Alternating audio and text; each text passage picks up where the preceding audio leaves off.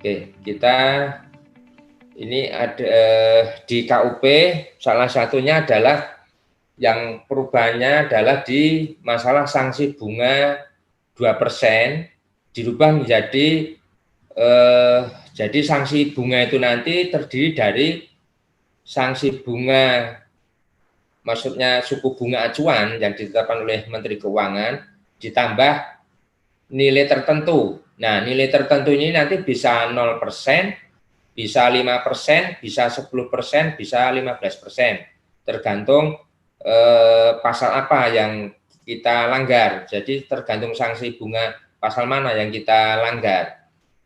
Contohnya yang 0% ini adalah untuk sanksi bunga penagihan.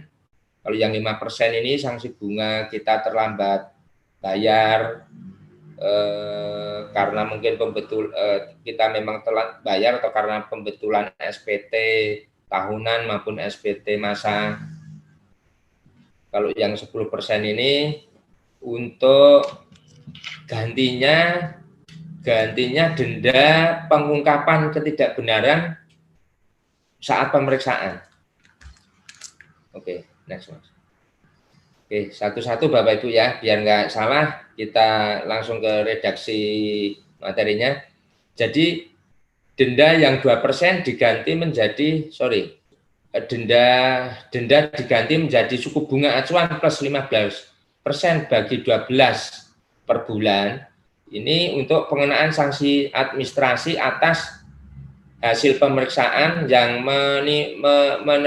akhirnya muncul SKPKB atas pajak yang terutang tidak atau kurang bayar, serta atas terbitnya NPWP dan atau SKPKB secara jabatan. Kedua, yaitu untuk sanksi administrasi bagi PKP yang gagal produksi yang telah menerima pengembalian atau telah mengkreditkan pajak masukan. Sedangkan untuk sanksi yang ngitungnya dengan suku bunga acuan plus 5% per 12 untuk setiap bulannya dikenakan untuk pengenaan sanksi administrasi atas kurang bayar atas pembetulan SPT tahunan maupun masa, kurang bayar atas telat setor PPh masa dan atau tahunan, atas penerbitan STP oleh DJP akibat PPh dalam tahun berjalan tidak atau kurang bayar, atau kurang bayar akibat salah tulis dan atau salah hitung. Sedangkan untuk suku bunga acuan plus 0% dibagi 12 untuk per bulannya dikenakan untuk sanksi administrasi pajak atas bunga penagihan dan angsuran penundaan pembayaran pajak serta keterlambatan pembayaran bayar penundaan penyampaian SPT tahunan. Jadi kalau dulu dendanya 2% kali pokok yang harus dibayar kali sekian bulan, untuk aturan yang ini 2%-nya diganti seperti hitungan berikut. Bulannya itu maksimal 24 bulan. Jadi maksimal 24 bulan. Kalau dulu nggak ada batas maksimalnya kecuali hasil pemeriksaan. Next. Nah, untuk ilustrasi bisa kita baca bareng-bareng dari contoh kasus ini. Di kasus ini ada Tuan A menyampaikan SPT tahunan PPHUP tahun pajak 2020 pada tanggal 17 Juli 2021. Jumlah kurang bayar 1 juta dilunasi Tuan A pada tanggal 16 Juli 2021.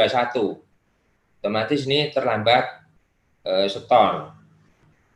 Nah, untuk sanksi mengikuti aturan lama ini langsung 1 juta kali 2% kali terlambat bayarnya yaitu 4 bulan.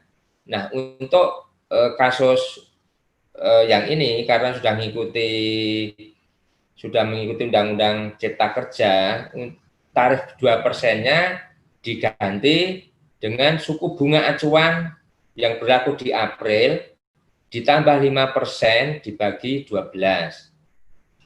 Jadi di ilustrasi ini ada kekeliruan.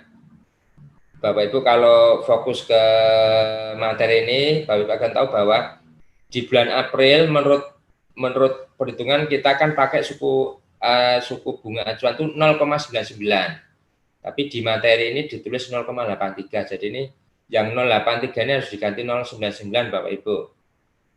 Ini sebenarnya kemarin saat membuat materi kita sudah tahu, tapi memang ini untuk nguji Bapak Ibu yang melihat ini berarti Bapak Ibu masih konsentrasi ya. Gitu. Oke, next Mas.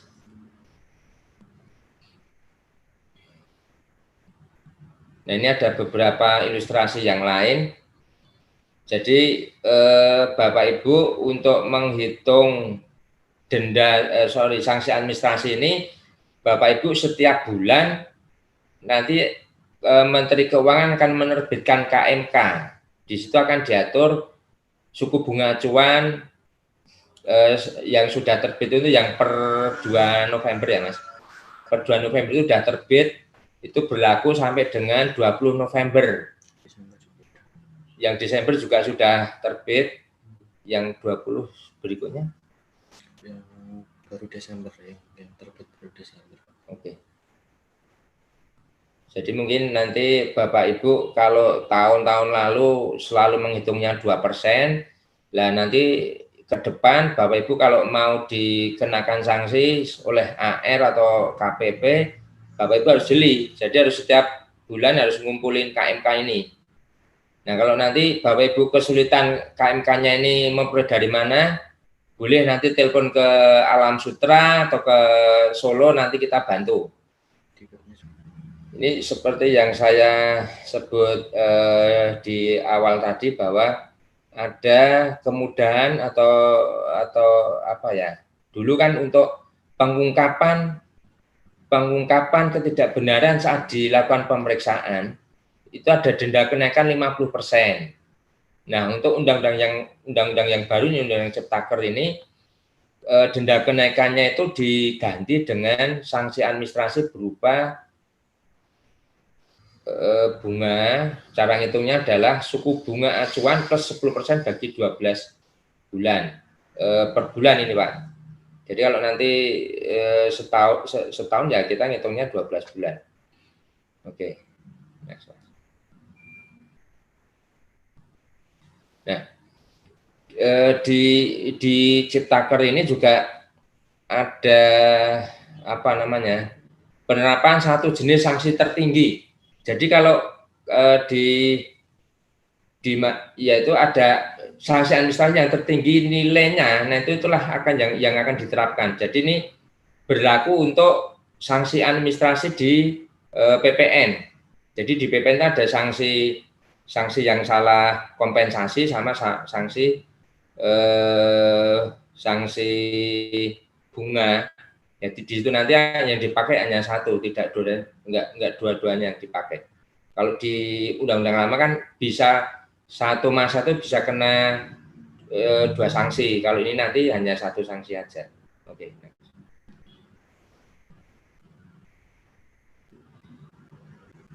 Penurunan sanksi di masalah PPN ada satu lagi yaitu bila di undang-undang lama kita terlambat membuat faktur atau tidak membuat faktur, kita kena denda 2%. Undang-undang Ciptaker ini kita hanya dikenai 1%. Jadi sangat lumayan lah, 50% penurunannya Bapak Ibu. Nah, seperti yang saya sebut di depan tadi bahwa WP yang telah dijatuhi pidana pajaknya atau WP yang pidana pajaknya telah diputus, tidak lagi diterbitkan ketetapan pajak atau SKPKB dan SKPKBT. Jadi lebih kepastian hukumnya akan lebih pasti. Nah di situ ada juga pasal yang dihapus. Jadi salah satu salah satu pidana itu adalah WP klausulnya adalah kalau ada kealpaan ya, kealpaan yang sanksi pidana itu bisa diterapkan bila kealpaan yang dilakukan oleh wajib pajak itu bukan yang pertama. Nah, itu sudah dihapus dari Undang-Undang Ciptaker. Terus sanksi denda yang 2% per bulan yang melakukan faktur pajak tidak sesuai dengan masa penerbitan faktur pajak ditiadakan. SKB dapat diterbitkan dalam waktu 5 tahun bagi PKP gagal produksi yang PM-nya telah dikembalikan atau dikreditkan. Sebelumnya belum diatur. Oke.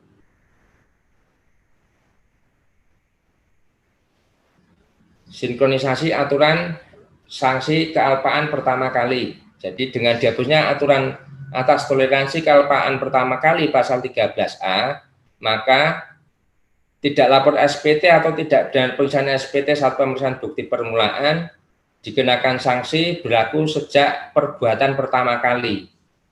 Jadi walaupun yang pertama kali kita melakukan tetap dikenakan sanksi. Nah, ini memang salah satu hal yang Pak Andum tadi sebut bahwa di Undang-Undang Ciptaker ini ada hal yang meringankan kita atau peluang bagi kita, tapi ternyata juga ada hal yang berat buat kita. Nah, salah satunya adalah ini. Jadi kalau dulu bila kita melakukan kesalahan itu baru pertama kali, itu bisa sanksi pidana tadi bisa dikesampingkan. Nah, yang jadi masalah kan pertama kalinya itu kapan? Nah, itu yang jadi dispute ya. Apakah pertama kali ketemu atau memang pertama kali benar-benar pertama kali walaupun nggak ditemukan pun tetap dianggap pertama kali kan gitu. Oke. Pengaturan daluarsa STP. Jadi tadi sudah diulas bahwa di undang-undang yang lama STP bisa diterbitkan kapanpun, tidak mengenal jatuh tempo atau daluarsa. Nah, untuk Undang-Undang Ciptaker ini penerbitan STP diatur daluarsanya yaitu maksimal 5 tahun seperti layaknya penerbitan surat ketetapan pajak yang lain. Dikecualikan dari ketentuan daluarsa STP di atas yaitu STP bunga penagihan paling lama sesuai dengan daluarsa penagihan. Dan ini kita harus dalami Undang-Undang Penagihan, Bapak Ibu. STP denda penagihan paling lama 5 tahun sejak tanggal penerbitan SK keberatan. SPT denda penagihan paling lama 5 tahun sejak tanggal putusan banding diucapkan oleh hakim dalam sidang terbuka untuk umum. STP dapat diterbitkan untuk menagih imbalan bunga yang seharusnya tidak diberikan. Nah, ini juga aturan yang mungkin nggak enak buat kita ya, Bapak Ibu, yang nomor 2 ini. Oke, next Mas.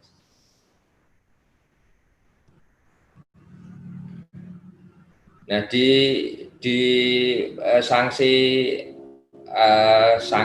yang terkait dengan pemeriksaan bukti permulaan itu juga ada penurunan.